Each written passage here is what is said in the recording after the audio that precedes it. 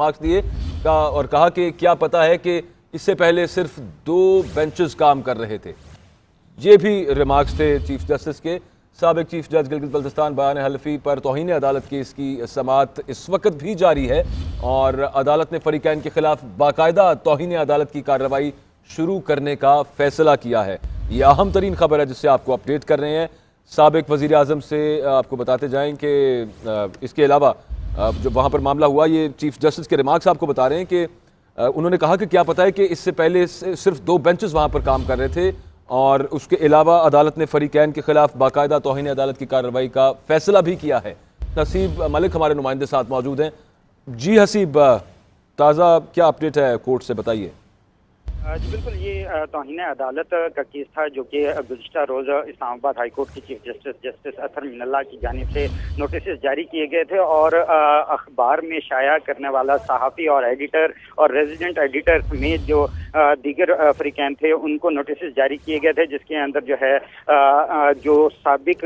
Chief जज हैं राना शमीम, उनके अलावा तमाम जो फरीकैन थे वो अदालत में पेश हुए हैं। अदालत में जो है बाकायदा तौर पर फरीकैन को जो है शोकाज नोटिस जारी कर दिए हैं और तौहीन अदालत की कार्रवाई का बाकायदा तौर पे आगाज कर दिया है। अदालत की जानिब से 7 रोज के अंदर जो है तफसीली जवाब जमा करवाने की हिदायत की गई है, जबकि केस की समाअत 26 नवंबर तक मुलतवी की गई है। अगर कार्रवाई के हवाले से बात की जाए तो चीफ जस्टिस की जानिब से रिमार्क्स दिए गए कि क्या आपकी जानिब से जो अंसार अब्बासी से इस्तफसार किया गया कि जब आपकी जानिब से ये खबर छापी गई तो उस वक्त क्या आपने रजिस्ट्रार से रब्ता किया, आपने तस्दीक की कि उस वक्त कौन सा बेंच जो है काम कर रहा था और कितने बेंचेस जो है वो काम कर रहे थे, जिसके ऊपर अदालत ने बाकायदा तौर पे अंसार अब्बासी को जो है मुखातिब करके कहा कि उस वक्त सिर्फ 2 बेंचेस जो है काम कर रहे थे, जिसकी वो एक चीफ जस्टिस अतर मिनल्ला लीड कर रहे थे, जबकि दूसरा मियां गुल हसन और देव की सरबराही में दूसरा बेंच जो है काम कर रहा था। 1 साल पूरा जो है ये 2 बेंचेस जो हैं वो काम करते रहे हैं। इसके साथ साथ चीफ जस्टिस की जानिब से ये कहा गया कि आपकी जानिब से जो खबर लगाई गई है इसकी तस्दीक करनी चाहिए थी और अवाम के अंदर जो है एक मोराल बढ़ाने के बजाय जो है आपने अवाम का एतमाद को खराब करने की कोशिश की है। अदालत की जानिब से ये शोकाज नोटिस का जो है वो जारी कर दिए गए हैं, जिसके ऊपर अंसार अब्बासी की जानिब से रिमार्क्स दिए गए कि मेरी इस्तदा है कि सिर्फ कार्रवाई जो है वो मेरे खिलाफ की जाए, इसमें बाकी जो फरीकैन हैं उनका कोई कसूर नहीं है। जिसके ऊपर अदालत की जानिब से ये कहा गया कि जो है आप तहरीरी तौर पे जो है अदालत में ये जमा करवाएं और अदालत ने 7 दिन की मोहलत दी है। 7 दिन के अंदर जो है अब ये शोकाज नोटिस का तहरीरी तौर पे जो है वो जवाब जमा करवाना है और 26 नवंबर तक समाअत मुलतवी कर दी गई है। इसके साथ साथ जो एक साबिक चीफ जज हैं गिलगित बल्तिस्तान राना शमीम, उनके साहबजादे जो हैं वो अदालत में पेश हुए और उनकी जानिब से इस्तदा भी की गई। कोशिश है उनकी जानिब से लैपटॉप भी लेके आया गया था जो कि कमरा अदालत में नहीं आने दिया गया और उनके मौक़िफ़ कार्रवाई शुरू होने से पहले ये था कि एक वीडियो है वो जो है वो मैं कोर्ट रूम में दिखाना चाहता हूँ, जिसके ऊपर जो है जो रजिस्ट्रार हैं और जो रीडर हैं उनकी जानिब से ये कहा गया था कि जब समाअत शुरू हो तो आप जो है अदालत से इजाज़त लें, अगर इजाज़त दें तो आप ज़रूर जो है वो दिखा सकते हैं। लेकिन जो है जो गेट के ऊपर कमरा अदालत के गेट के ऊपर जो सिक्योरिटी एहलकार खड़े होते हैं उनकी जानिब से जो है राना शमीम के जो साहबजादे हैं उनको लैपटॉप कमरा अदालत में लेके जाने नहीं दिया गया और अदालत ने अब सिर्फ और सिर्फ 7 दिन का नोटिस 7 दिन के लिए। असीब भी बताइएगा ये किस हवाले से वीडियो है, कुछ बताया उन्होंने वहाँ पर या सिर्फ यही कहा कि एक वीडियो है वो दिखानी है आप?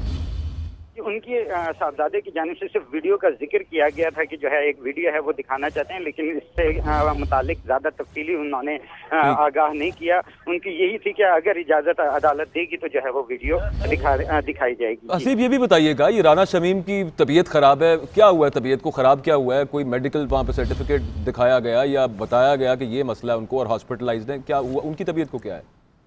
जी उनकी जानिब से ये तबीयत की खराबी का भी कहा गया और उनकी जानिब से ये भी कहा गया कि मेरे जो है वो चचा की डेथ हो गई थी, जिसके बाद जो है वो बाहर गए हैं, जिसके ऊपर अटॉर्नी जनरल जो थे खालिद जावेद खान, उन्होंने एतराज़ भी उठाया कि जो है 6 तारीख को इनके चचा की डेथ हुई, जबकि ये उससे के बाद जो है बाहर गए हैं और 10 नवंबर को जो है ये जो नोट रिपब्लिक का जो डॉक्यूमेंट्स थे वो तैयार करवाए गए हैं और ये प्रॉपर एक प्लानिंग के थ्रू जो है वो बाहर गए हैं, तो ये एतराज़ात उठाए गए हैं जिसके ऊपर जो है अदालत में अभी। असीब आप ये बता रहे हैं कि यहाँ पर उनके वकील ने कहा कि राना शमीम की तबीयत ख़राब है, लेकिन दूसरी तरफ से ये इल्ज़ाम लगाया गया कि तबीयत खराब नहीं है, वो मुल्क से बाहर इंग्लैंड में मौजूद है। जी, उनकी तरफ से ये भी कहा गया था कि जो है ना उनके चचा की ये डेथ हुई थी, जिसके बाद जो है वो बाहर गए हैं, जिसके ऊपर अटॉर्नी जनरल की जानिब से ये कहा गया है कि जो डेथ हुई है उससे कबल ही जो है वो मुल्क से बाहर रवाना हो गए थे। इस वजह से जो है उनकी तरफ से ये एतराज उठाया गया है कि ये जो वजह बताई जा रही है ये बेबुनियाद है। जी बहुत शुक्रिया आसिफ, तफसीलन आगाह किया आपने। साबिक वजीर आजम नवाज शरीफ की जायदादों की नीलामी रोक दी गई है। 80 लाख पाउंड जुर्माने की वसूली के लिए महकमा रेवेन्यू ने 19 नवंबर को जायदादों की नीलामी करना थी। रेवेन्यू जज ने नीलामी का अमल रोकने के लिए हुक्म इम्तना जारी किया है। मजीद तफसील हमारे नुमाइंदे आसिम नसीर बताएंगे। आसिम, ये जो स्टे ऑर्डर आया, ये कोई दरखास्त दी थी शरीफ फैमिली ने जिसके बाद आया? जी बिल्कुल, शरीफ खानदान की तरफ से जो यूसुफ अब्बास है, नवाज शरीफ शहबाज शरीफ के छोटे भाई, उनके साहबजादे अब्दुल अजीज की तरफ से, अब्बास की तरफ से ये दरखास्त की गई थी। और इसमें जो एडिशनल कलेक्टर कमिश्नर लाहौर की तरफ से, रेवेन्यू डिपार्टमेंट की तरफ से जो फैसला किया गया था कि 18 नवंबर तक अगर वो पैसे जमा नहीं कराते जो उनके ऊपर सजाओं के ऊपर जुर्माने हुए थे 80 लाख पाउंड के, तो उसके ऊपर उन्होंने स्टे की दरखास्त की थी, जिसके ऊपर ये स्टे ऑर्डर अवार्ड हुआ है। और इसकी नेक्स्ट जो डेट है 15 दिसंबर तक आई है। उसमें AC रायवेंड और AC कैंट को बाकायदा तौर पर कहा गया है कि वो इस नीलामी को रोके, और DC को बाकायदा तौर पर आप इसकी कॉपी जो है मुस्तनद जो साइन शुदा थी वो जमा करा दी गई है। ये जो फैसला है ये लाहौर की जो रेवेन्यू डिपार्टमेंट की कोर्ट है उन्होंने ये जो है फैसला दिया है। और उसमें इत्तला जारी करने वाले जो जज है उनका नाम मोहम्मद याकूब है, और उन्होंने AC रायवेंड और AC कैंट को जब तक इस हवाले से मजीद कार्रवाई नहीं होती तो नीलामी को रोकने के अहकाम जारी कर दिए हैं। बिल्कुल ठीक, बहुत शुक्रिया तफसीली आगाह किया आसिम आपने।